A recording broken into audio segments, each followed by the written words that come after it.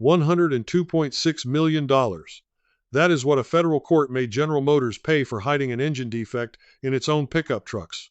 Engines that blow up from the factory floor out on trucks you would never suspect. Not a fender, not a radio, the engine.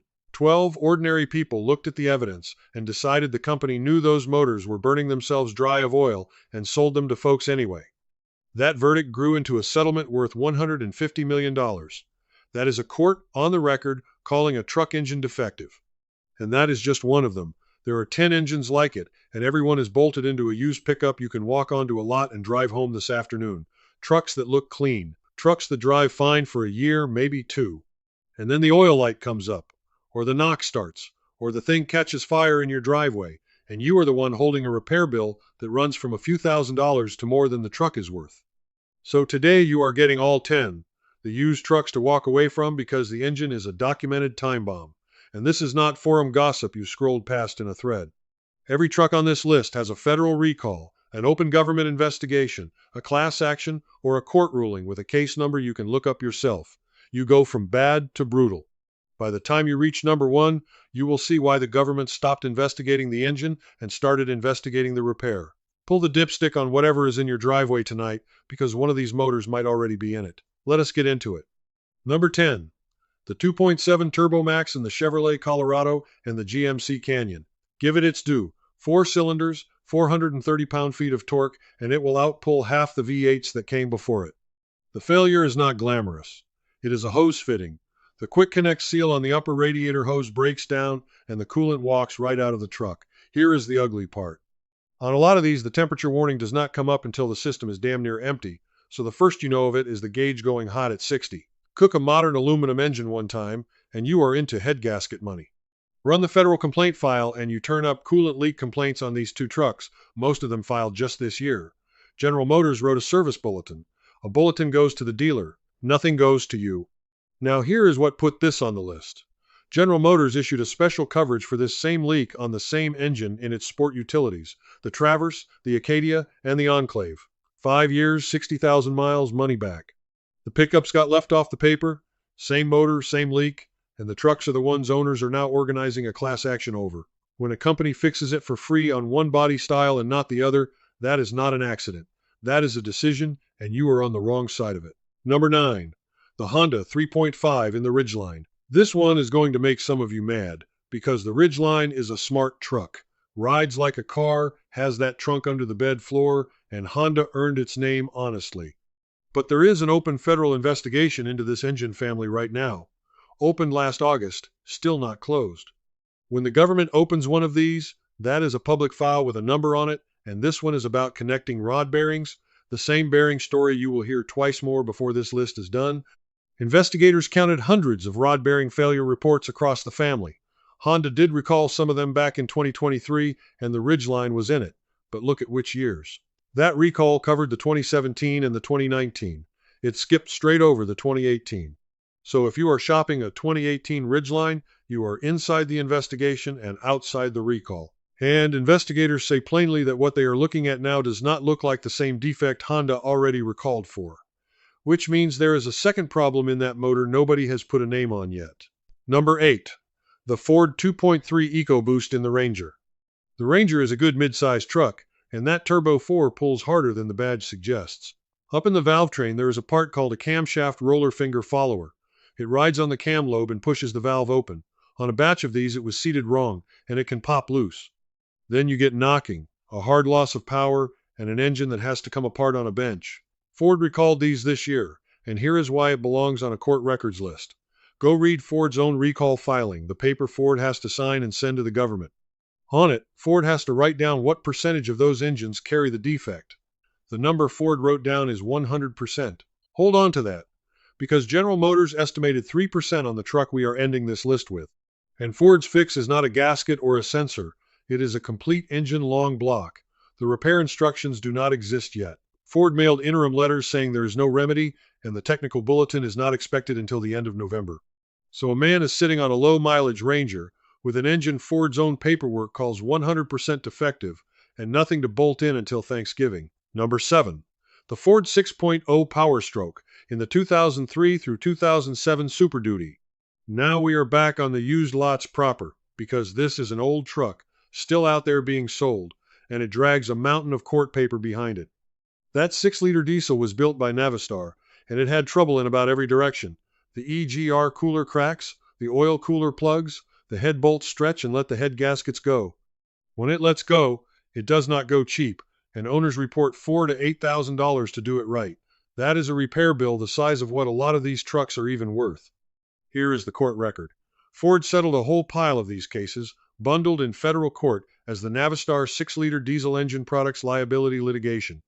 Ford agreed to pay owners back for the EGR cooler, the oil cooler, the injectors, or the turbo when they were fixed early in the truck's life. A manufacturer reimbursing repairs on an engine is about the loudest admission you will ever pull out of one. So, if you see a clean 2005 price too good to be true, that 6-liter is very likely why it is for sale. The diesel shops sell a bulletproofing package to fix what the factory got wrong. A truck that has had it done with the paperwork is a different truck than one that has not. Ask for the receipts or walk away. Quick favor before the top 6 where the really expensive ones live. If you are learning something new, tap that like button. That is how the algorithm gets this in front of the next fella about to sign for one of these. On we go. Number 6. The Ram 3.0 Eco Diesel. This one earned real affection, and I understand why. A V6 diesel in a Ram 1500 gave people torque and 30 miles per gallon out of a full-size half-ton.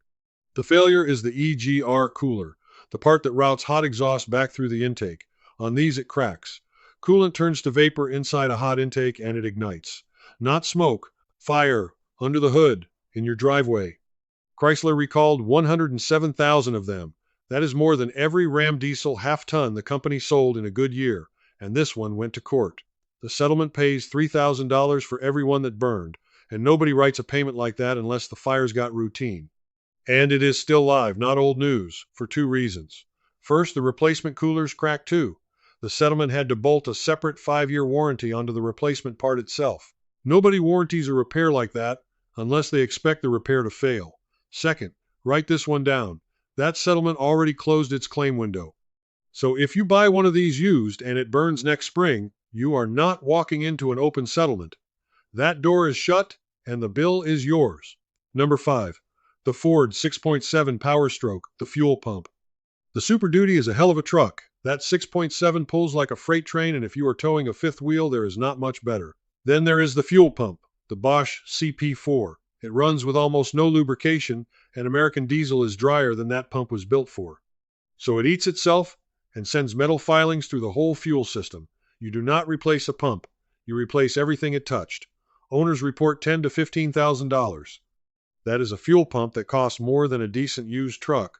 One fella even posted his dealership quote, $12,684. Ford recalled 295,000 Super Duties over it. That is nearly every diesel Super Duty Ford built across 3 model years. Owners sat over a year with an open recall and no fix. And when the fix finally showed up, it was a software reflash for a steel pump grinding itself into chips. Here is what puts this at number 5. Ford then recalled the trucks a second time because the wrong software went onto them the first time around. Ford's own filing says the trucks fixed early got an older software package that was never validated right. Those are thousands of men who were told their truck was fixed, and it was not, and every bit of it is sitting in the federal record. Number 4. The Ram 5.7 Hemi. I will hand it one thing. It sounds better than anything else in the segment. The failure is the cylinder deactivation system, what Ram calls MDS. To save fuel, it shuts 4 cylinders down, and the hardware doing it rides on little roller needle bearings. Those bearings fail, the lifter quits rolling and starts skidding, and it wipes the lobe right off the camshaft. That is the Hemi tick. Now listen close, because this is the trust beat. There has never been a single federal recall for it. Not one, which means every dollar of it is yours. Owners post dealer quotes near $10,000 for a cam and lifters. That is a used truck's worth of camshaft, and owners in the lawsuit report bills far past even that. And there is the court record. A class action is alive in federal court in Delaware right now. This past March, a federal judge ruled on it. He threw out the nationwide class claims, but the fraud, the implied warranty, and the Magnuson-Moss claims survived. A judge read it and let the fraud claim stand. Then Ram put the Hemi back on the 2026 order sheet with cylinder deactivation still on it. You can go buy the exact setup at the center of that lawsuit, brand new, this afternoon. Want to know which motor grenade's next before you buy it? Subscribe. I read these filings the week they drop, and I say the case number out loud so you can check me. Number 3. The Toyota V35A Twin Turbo V6 in the Tundra. This one stings because of what it replaced.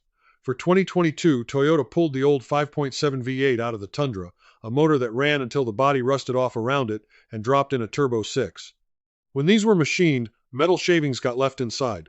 That debris works down to the number 1 main bearing. It grinds. The bearing fails. The engine knocks, runs rough, will not start, or shuts off while you are driving. Toyota has recalled this engine 3 times, 2024, 2025, and again this past May. Across those 3 campaigns, it comes to 272,000 vehicles, and 255,000 of those are Tundra pickups. That is nearly every Tundra Toyota has built since the redesign. There is a class action riding on top of it, and the best part of that filing is this. The owners argued the recall wrongly left out the 2024 trucks. 18 months later, Toyota turned around and recalled 43,000 of those very trucks. That is a whole town's worth of pickups Toyota had first sworn were fine.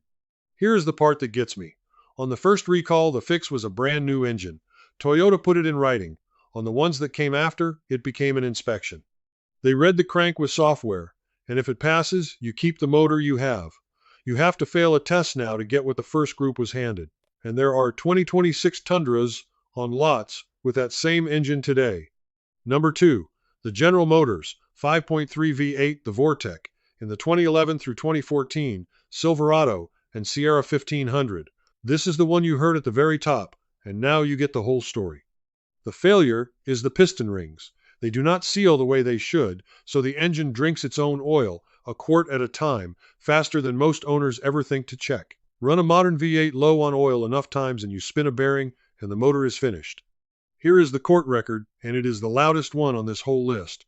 A federal jury in California did not settle quietly and go home. They sat through the evidence, they deliberated, and they came back with a verdict of $102.6 million.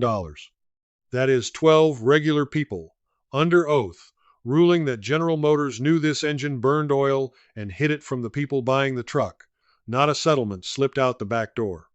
A trial in open court and a verdict read out loud. It grew into a settlement worth $150 million. That is a company writing one of the biggest engine checks you will ever see, rather than keep arguing it in front of a jury. Now, stand on a used lot with that in your head. A court already looked at this motor and called it a hidden defect. That is not my opinion, and it is not a forum thread. It is a case number. And these trucks are everywhere on the cheap end of the market. Clean paint, 100,000 miles, and a seller who will swear the oil it burns is just normal for a Chevy. It is not normal. Pull the dipstick, and if it sits a quart low and the man tells you they all do that, believe the second half of what he said and walk. Number 1. The General Motors 6.2-liter V8, engine code L87.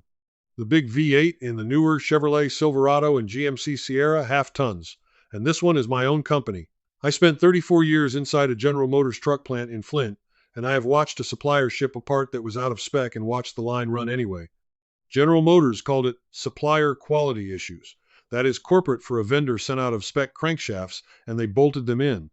Same bearing story you have heard twice tonight, except in a V8 this size, the rod comes out through the block and the truck just quits, sometimes at highway speed. The recall covers 597,000 vehicles. That is more than the company sells of any single nameplate in a year. 260,000 of those are Silverado and Sierra half tons, and that is a whole state's worth of pickups riding on a crankshaft nobody can vouch for. General Motors set its own defect rate at 3%, and it logged more than 14,000 loss of power reports. That is a stadium's worth of drivers who lost power with no warning. Here is why it is number 1, and why it is worse than a jury verdict. For most of these trucks, the fix was not a new engine. It was a scan and thicker oil. And then the regulators opened a brand new investigation, not into the engine, into the repair. In their own words, in every one of those complaints, the fix had already been done before the truck failed. Read that again. The trucks that got the oil change died. And the ones that got a whole new engine died too. The government stopped asking whether the engine is broken and started asking whether the repair does anything at all. Sit with that a second. The safest thing a careful man could do, take the recall notice seriously, bring the truck in, let the dealer fix it, is the exact thing that put some of these people right back on the side of the road. Now the part you can actually use. General Motors put a 10-year, 150,000-mile special coverage on this engine, and it follows the truck, not the owner. So it rides along to you on a used one. Ask for it by name and ask whether the recall work was already done, because on this truck that second question is the one that saves you. So there they are. 10 used trucks to walk away from, and not one of these engines failed because of how it was driven. Every one was decided at the factory before the first owner ever turned the key, and every one of them left a paper trail a court could read. So here is what you do before you sign on any used truck. Pull the dipstick yourself, wipe it, drop it back in, pull it again, and hold it in the light. If that oil smells like gasoline or it glitters when you tilt it, that is not normal, and on these motors the glitter shows up before the noise does. Then run the VIN through the free federal recall site. 90 seconds. And ask what engine code is in it and whether the recall work was ever finished. None of this makes these trucks worthless. Every engine here has owners at 200,000 miles with no trouble. But something that was built wrong before you signed is not something you can maintain your way out of, and a court already said so out loud. Tell me something in the comments. Which engine in your driveway has given you the most grief, and did the dealer make it right or did you eat it? I read them and I answer. And if you want all of this in one place, I put together a book called The Right Ride. It covers the buying traps and the engines to walk away from. I am not going to hard sell you. There is a link in the description if you want it. Either way, hit like and subscribe, and I will see you next time.